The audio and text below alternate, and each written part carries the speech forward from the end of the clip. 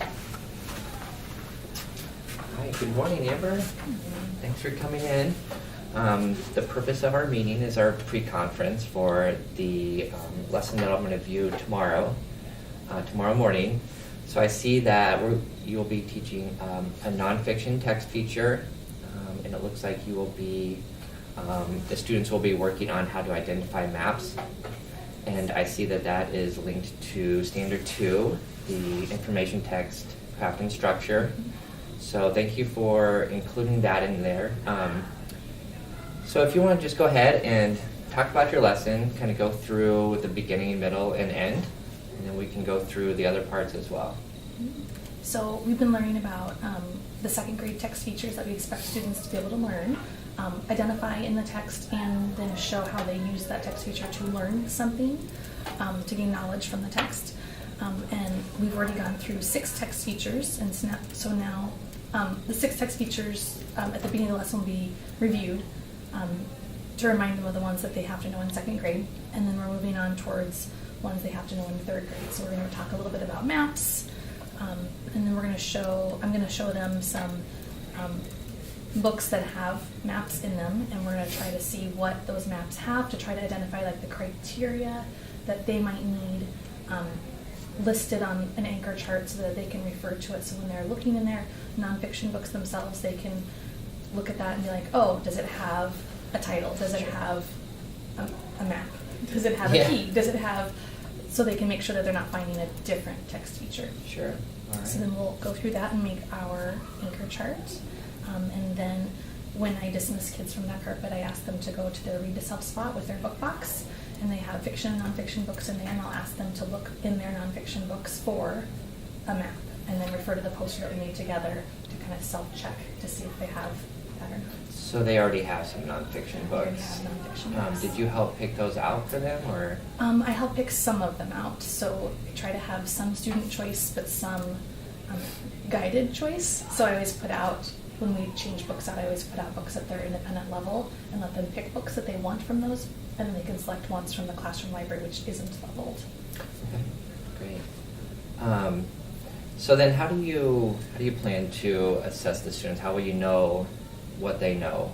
Mm-hmm. So we use Seesaw a lot in here, and we have 5 iPads, and so kids will use the app Seesaw to take a picture of the map, and they use the draw feature and record, so then they'll circle it, and they'll say what text feature it is. So they might say, like, this is a map, and then they tell what they learned from the map. So I learned that lions live in this part of Africa, and then they'll send it to me, and I can review it, and if they've done it successfully, then I send it on to their parents to see, and if not, then I delete it, and then I make notes on which students to pull on the small group that didn't understand the text feature, or identified the wrong text feature, or couldn't show the learning from the text feature. So then I can group students in small groups. So that will help guide your grouping. The first set of grouping when we do it is based on level. Okay. And then once they found it once or tried to find it once, then I can do it more on the skill.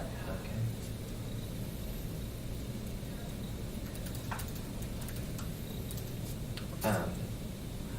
Can you explain to me maybe a little bit more of why you chose Seesaw and maybe the benefits that you see from that?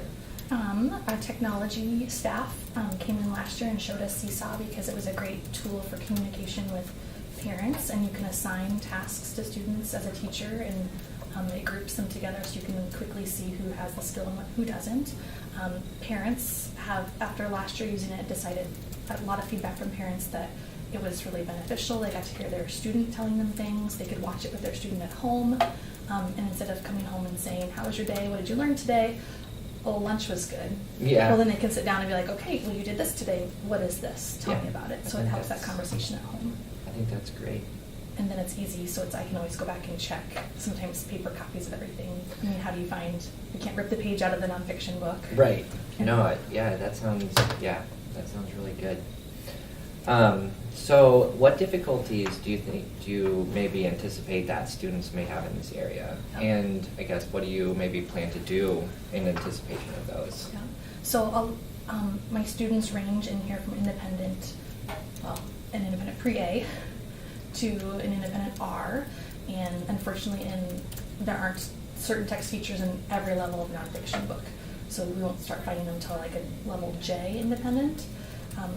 So when students are asked to find it, some students might not be able to find it, and not every author puts every text feature in their nonfiction books. So sometimes they look through their books first, and then I always have a stack when we meet as a group, that if they can't find one in theirs, they can at least find one in a set of books that I have pre-found them in. I don't flag them, they have to still look for them themselves, but it might not be at their independent level. So sometimes the students can check off, they can identify it as part of their learning, but they can't gain any knowledge from it until they're able to understand what it's telling them. So some friends might not be secure in it right away, but not until they move to a higher level of text. Okay, sounds good. So what connections are you making within this to other content areas of their prior knowledge? Mm-hmm. So we just finished some units in social studies. We did talk a little bit about the continents, so we talked a little bit about maps and globes. So I'm hoping that we can tie that in so they can remember what those are. And we also just finished a unit on the students researched a country that their ancestors are from. And so we had to be able to find that on a map and learn different things about that culture. So I'm hoping to tie those things in, because when we were researching in books about the culture or the country, they all had maps. Yeah. So it was a text feature that they were able to find easily there. That's good. So how were you able to communicate with families then, like where they were from, or Yeah, so I sent like a questionnaire home to families and asking if they knew where their families are from, but some families don't know that information. So if they didn't know, then I just asked them to select a country that they would prefer their child researched. All right, thanks. So tell me a little bit more about your class. I know you mentioned that they were a pretty wide range of readers, from A to R. What else, pre-A to R? What else kind of... Tell me about the makeup of your class. Do you, like 504s, IEPs, and the accommodations maybe that you're going to have to make? Mm-hmm. I have a 504, but it's more for anxiety, and that's not in the reading area, so that won't come into play here. I have 7 ESL students, and so using lots of the anchor charts and using the examples on the anchor chart of what one map would look like when we make it together is helpful for those friends. My pre-A friend just came from the Dominican Republic in August and speaks 0 English, so I try to use Google Translate before my lesson to try to be able to tell him in Spanish some of the things that we're going to be doing, so that he can still look in books for it because he knows what he's looking for, but he might not understand the whole English lesson. And he actually misses a little bit of it because he's with an ESL associate in the hallway working on letters and letter sounds, so he'll come in partway through the lesson, and that's why, because he's not going to gain a whole lot from English. No, that's good. So you kind of touched on this, but what other issues might you anticipate arriving other than the difficulty finding their independent books, if there is any? We only have 5 iPads, so in a sense, it's not really a bad issue, but so if friends find it during their independent reading time, they have to wait a little bit to get an iPad, and sometimes the iPads are also used for students doing Lexia 5, that reading app, to work on those skills. So then how do you kind of accommodate for that? And just make sure that they don't get it during the read to self time. Then when I pull them in a group, we just check in, have you found that yet? And then I usually have at least 1 or 2 iPads available at read time. So it's just patience.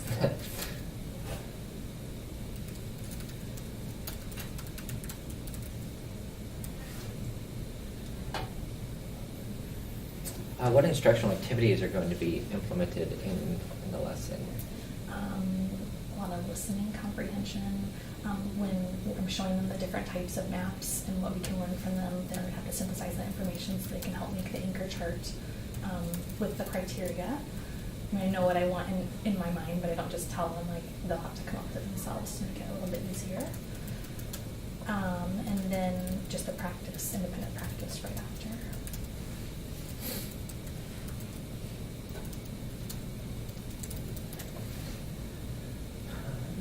All right, so we talked about the assessments, and you touched on how to group students, so thank you for that. So is there anything specific that you would want me to look for when I come in tomorrow? As far as your teaching or the students or? We've been working really a lot on engagement and staying focused. So I've done like the map of the room when it's independent time and like pluses and minuses when I'm with a group, trying to make sure that everybody's engaged in what their task is. So we've been focusing on that as a class. And I show them the map and they see their pluses and minuses and we talk about why. So we would focus on that. So that might be something to the independent time to watch for. How do you think they're doing? It just depends on the day sometimes. I mean, kids. Yeah. Like some days, some weeks, as you get closer to Friday, it's a little bit harder to maintain. And it just depends where we are in the month because we go to a read to self spot for the whole month. And so sometimes having that spot, they kind of get tired of their spot, but then they get to switch it every month. And they choose their independent work times except for read to self. So read to self is always right after the whole group lesson so they can practice the skill we just learned. But the other stations they choose. So there's some choice there.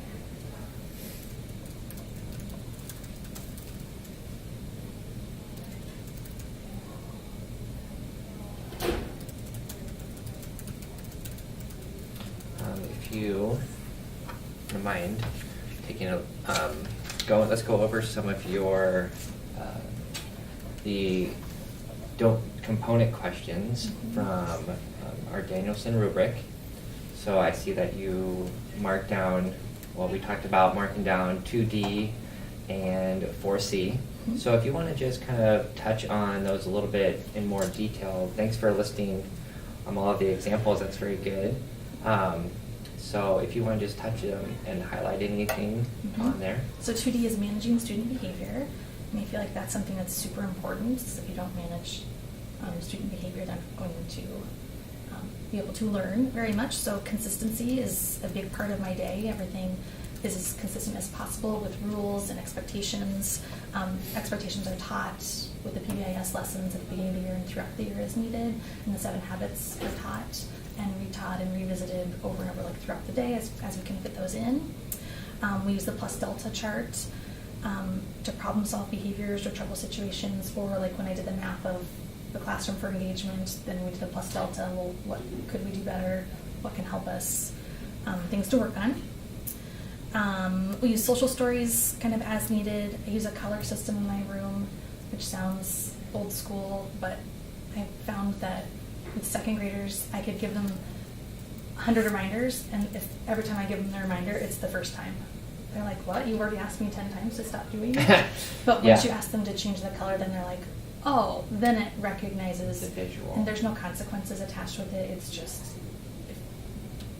if it's so many times, then we just sit down together and try to work through the problem, what we can problem solve. And kids can go up and down, so they might make a mistake. They change the color, they can go right back up if they fixed it. But I found that to be helpful. Goal setting with students on behavior. Can you maybe elaborate on that a little bit more? Is that what does that look like, I guess? So just like a personal goal in the classroom, like we set our academic goals usually based around reading to match our building goals. So some students have some goals on behavior. So simple as I want to make sure I bring my folder every day because that's really hard for a friend. And so that's her goal, is to try to make sure she has it every day. And it's just a quick check-in in the morning. But so after we sat down, we never had it. So then we just sat down and problem solved, and we just wrote a quick goal. Then it's a quick check-in with a score sheet or a scoreboard, so she can keep track of it. And it's been helpful with that. Good, thanks. Anything else under the managing student behavior that you'd like to touch on? Just a lot of verbal praise. The positive works better. Good. If you wanted to touch on 4C, communicating with families. Mm-hmm.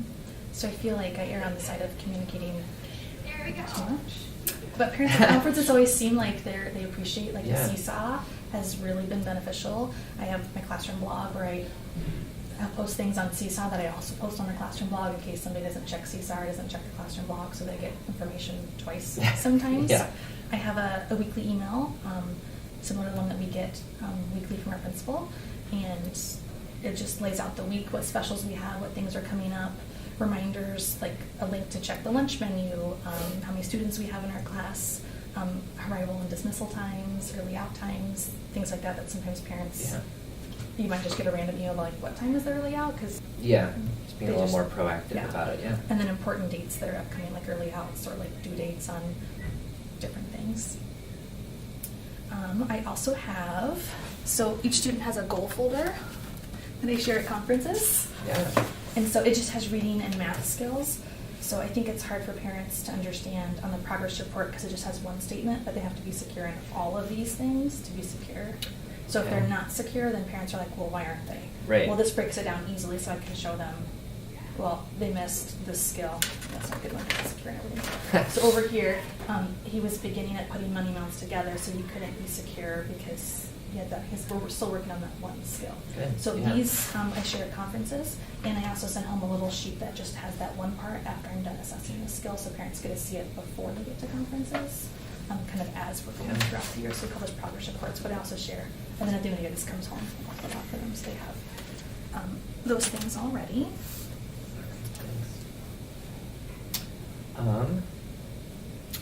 Well, thank you for sharing all of that. Let's go ahead and finalize our, so tomorrow I'm coming in about 9:15 and staying until maybe like 10:15. And I'll be watching reading. So in our post-conference, we had talked about maybe on Monday at 3:45, right after school. Does that still work? Yes, it does. Okay. And I think in order to capture the things that we were kind of talking about, the on-student task, I think I can just do like a global scan and just keep track of like the times and maybe the times that are, maybe there's students off task.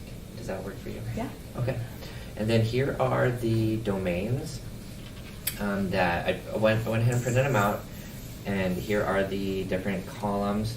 And when you come back for the post-conference, go ahead and just have this marked where you see yourself. Just do some reflecting and think about how it went. And then we will kind of touch base on where I see you as well. And we'll kind of do that and do some reflecting. Okay. Sound good? Sounds good. All right. Well, thank you again. And I will look forward to seeing you tomorrow. All right. Thank you. Great.